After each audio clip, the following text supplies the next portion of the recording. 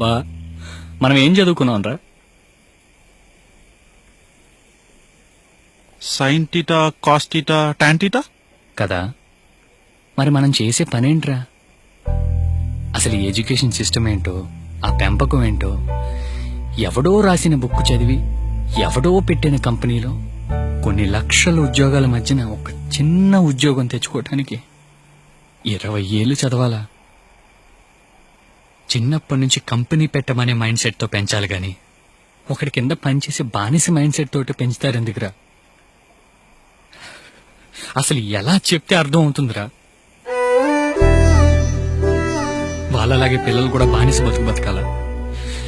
ఏమన్నా అంటే మన మిడిల్ క్లాసు, మన బతుకులు ఇంతే, వారానికి ఒకసారి చికెన్ తినాలి, పండగ వచ్చినప్పుడే కొత్త బట్టలు కొనుక్కోవాలి.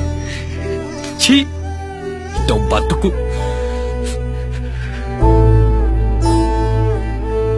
వాళ్ళకి చేత కాకపోతే మనకి చేత కాదా?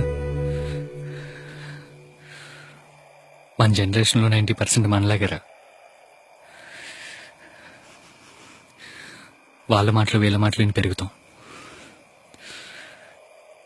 చదువుకుంటాం, ఉద్యోగాలు చేస్తాం. అవన్నీ ఎర్రిప్పు పుల్కాగాడి మాటలని తెలిసేలోపు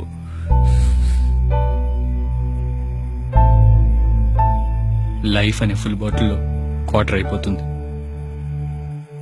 అంటే మన క్వార్టర్ని మనం తాగకుండా పక్కింటోళ్ళు ఎదిరింటోళ్ళు తాగేశారనమాట.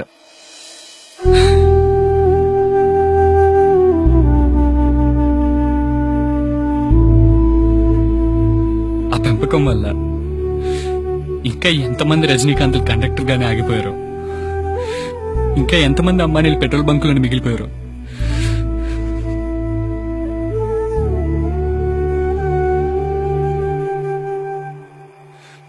పసిపిల్లాడికి పాలు సరిగ్గా ఇవ్వకపోయినా పర్లేదురా, కానీ మాటలు నేర్పించేటప్పుడు బుజ్జి, చూడు చూడు, ఇది అమ్మ, ఇది నాన్న అనే పదాల కన్నా నా ఇష్టం అనే పదం ఫస్ట్ నేర్పిస్తే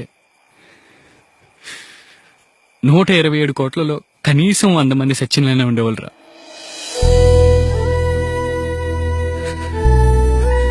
కానీ ఆ పదం ఎందుకు నేర్పిస్తారు? అమ్మా నాన్న ఇష్టం.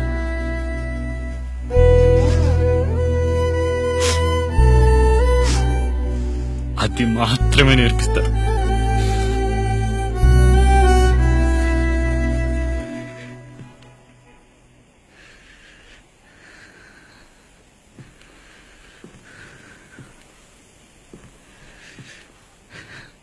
బిల్ గేట్స్ కి, స్టీవ్ జాబ్స్ కి సాఫ్ట్వేర్ అంటే ఇష్టం రా, అందుకే అలా రేంజ్ లో ఉన్నారు. మరి మనకేం ఇష్టం? మన ఇష్టాన్ని అడిగేది ఎవరు,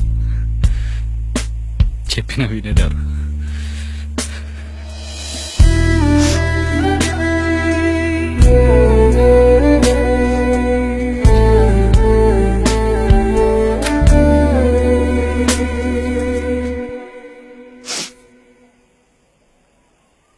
బా మనం కూడా మన పిల్లల్ని ఇలాగే పెంచామనుకో, అసలే స్మార్ట్ ఫోన్ జనరేషన్. ఏ అర్ధరాత్రి పీకి నువ్వు చంపేసి 7తో సెల్ఫీ దిగి ఫేస్బుక్ లో పెట్టేస్తారు.